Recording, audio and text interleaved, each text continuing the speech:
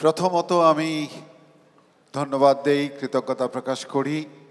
আমরা basis soft expo 2017-র শেষ প্রান্তে এখানে আপনাদের সামনে উপস্থিত হয়েছি। আমি প্রথমে ক্ষমা চেয়ে নেই যদি আমাদের কোনো ভুল ত্রুটি হয়ে থাকে, কোথাও যদি কারো কোনো কষ্ট হয়ে থাকে, তার জন্য কৃতজ্ঞতা প্রকাশ করি আমাদের যারা যারা এই আয়োজনের সাথে যুক্ত ছিলেন তাদের সকলের কাছে।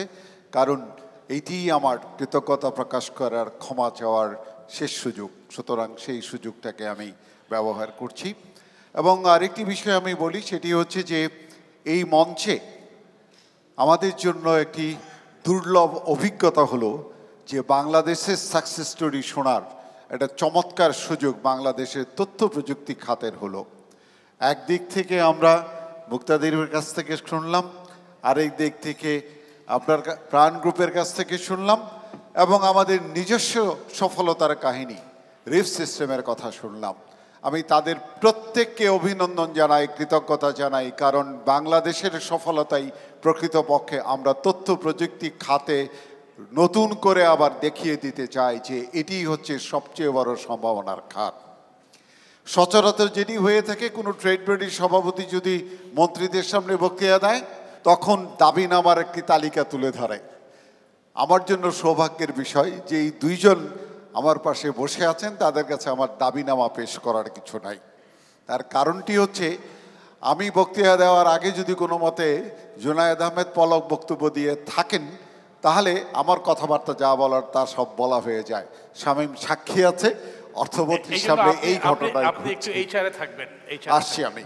সো এই জায়গাটার মধ্যে আমাদের যেইটুকু বিষয় সেটি হচ্ছে আমরা যেই খাত নিয়ে কথা বলছি সেই খাতটার কাঁচামাল একটাই, সেই কাঁচামালের নাম মেধা। মেধা মানুষের আছে। আমাদের কেন এই কাঁচামালটা বেশি? কারণ আমাদের জনসংখ্যার 65% বয়স 35 বছরের নিচে, 50% বয়স 25 বছরের নিচে, এবং আমাদের জনসংখ্যা আমাদের সম্পদে পরিণত হচ্ছে। এই জায়গাটাতে আমি মাঝে মধ্যে বলি, আমাদেরকে বলা হয় $5 বিলিয়ন রপ্তানি করেন। আমি কিন্তু তুলনা করি অন্যদের সাথে যারা ম্যাটেরিয়াল পণ্য রপ্তানি করেন, তারা ভ্যালু এডিশনের ক্ষেত্রে 10%-এর মতো হয়তো যোগ করেন, আমরা কিন্তু শতভাগ যোগ করি। এই শতভাগ আমার মেধার রপ্তানি হয়। আজকে আমি খুব গর্বের সাথে বলতে পারবো 2009 সালে জননেত্রী শেখ হাসিনা নতুন করে যখন ক্ষমতায় আসেন, তখন এই সরকারের সবচেয়ে বড় প্রাধান্যের জায়গাটি যেটি হয়েছে সেটি হচ্ছে মানব সম্পদ তৈরি করা। আমি যদি আমার চারপাশে দেখতে চাই তাহলে যেটি দেখতে পাবো সেটি হচ্ছে শ্রম ও জনকল্যাণ মন্ত্রণালয় থেকে অর্থ মন্ত্রণালয় কিংবা আইসিটি মন্ত্রণালয়, সকলের একটি সুদৃঢ় টার্গেট হচ্ছে মানব সম্পদ কেমন করে তৈরি করা যায়। হিসাবটা কিন্তু আমরা বুঝি। আমি যদি সৌদি আরবে একজন লেবার পাঠাই 600 রিয়াল পাবে, আর আমি যদি আমার বাংলাদেশ থেকে একজন প্রোগ্রামার পাঠাই তাহলে ইউরোপ আমেরিকায় $1,00,000 পাবে। আমি আমার মানুষকে $1,00,000 জন্য উপযুক্ত করতে চাই, 600 রিয়ালের জন্য উপযুক্ত করতে চাই না। আমার 600 রিয়াল অতীতের কাহিনী, আমার $1,00,000 সামনের দিনের কাহিনী। এই জায়গাটাতে আমি প্রকল্পগুলোর কথা বলবো না, আমার পাশে জুনায়েদ আহমেদ পলক বসে আছেন, তিনি কি কি ক্ষেত্রে কোনভাবে কিভাবে এই প্রকল্পগুলোকে সামনে নিয়েছেন, আমাদের চোখের সামনে বিষয়গুলো দৃশ্যমান হচ্ছে। এবং এই দৃশ্যমান জায়গা থেকে যেই জায়গাটার মধ্যে আমার কাছে মনে হয়েছে একটু নজর দেওয়া দরকার, মানব সম্পদ নিয়ে যখন কথা বলতে হচ্ছে, তখন আমি এই জায়গাটায় বলবো আমাদের পুরো শিক্ষা ব্যবস্থার ভিতরে যে ঐতিহাসিক ধারাবাহিকতা চলে আসছে, এর একটি আমূল পরিবর্তন দরকার। যদি আমরা এই শিক্ষা ব্যবস্থাতে পরিবর্তন না করি তাহলে আমাদেরকে হাফওয়েতে ধরে তারপরে আমরা দক্ষ জনশক্তির কথা বলতে হচ্ছে। আমাদের তথ্য প্রযুক্তি খাতে যারা আছি প্রত্যেকের অভিজ্ঞতা আছে। আমরা কম্পিউটার সায়েন্স গ্র্যাজুয়েটদেরকে যখন আমাদের জন্য নিয়োগ করতে চাই তখন তাকে 6 মাস থেকে 1 বছর পর্যন্ত আমার ঘরে ইন্টার্নশিপ দিয়ে তারপর তাকে আমার কাজের উপযুক্ত করতে হয়। তার মানে কি? তার মানে আমি কম্পিউটার বিজ্ঞানও আজকের দিনের উপযুক্ত যে পাঠ্যক্রম আছে সেই পাঠ্যক্রম অনুযায়ী পড়াই না।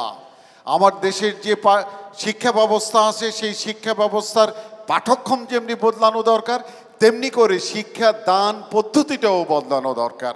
আমরা কেবলমাত্র জিপিএ 5-এর পেছনে দৌড়ে বাংলাদেশকে মানব সম্পদে সমৃদ্ধ করতে পারবো না। আমাদের সবচেয়ে বেশি গুরুত্ব যেই জায়গাটা দেওয়ার দরকার সেই জায়গাটা হচ্ছে শিক্ষা ব্যবস্থার ডিজিটাল রূপান্তর, এবং এই রূপান্তরের কাজটা জাতিগতভাবে আমাদেরকে করতে হবে, কারণ আমরা সংবিধানে শিক্ষাকে প্রতিটি মানুষের মৌলিক অধিকার হিসেবে গণ্য করেছি। এই জায়গাটার মধ্যে যদি আমরা আমাদের দায়িত্ব পালন করতে ব্যর্থ হই তাহলে কিন্তু তথ্য প্রযুক্তির খাতে যত প্রত্যাশা থাকুক সেই প্রত্যাশা পূরণ করতে পারবো না। কারণ আমি আগেই বলেছি আমার একটাই মাত্র কাঁচামাল, সেটার নাম মানুষ, এবং দক্ষ শিক্ষিত এই মানুষগুলোকে দিয়ে আমি আসলে আমার এই খাতটাকে গড়ে তুলতে পারবো। সেই কারণে আমি মনে করি যে আমাদের সবচেয়ে বেশি গুরুত্বের জায়গাটা এই জায়গাতে হবে। আরেকটি বিষয় আমি স্পষ্ট করে বলতে চাই, শিক্ষার ডিজিটাল রূপান্তর, এই রূপান্তরের জন্য কিন্তু আমাদের নিজেদের মতন করে করা দরকার। আমার নিজের দেশ, নিজের ভাষা, নিজের পারিপার্শ্বিক অবস্থা, নিজের পরিস্থিতি সবগুলোর সাথে মিলিয়েই আসলে আমার ডিজিটাল রূপান্তরটা করতে হবে, এবং আমার জন্য আমার দেশের মানুষকে সবচেয়ে আগে দক্ষ করে গড়ে তুলতে হবে। Thank you so very much, Jabbar Bhai. Thank you. Please give me a big hand.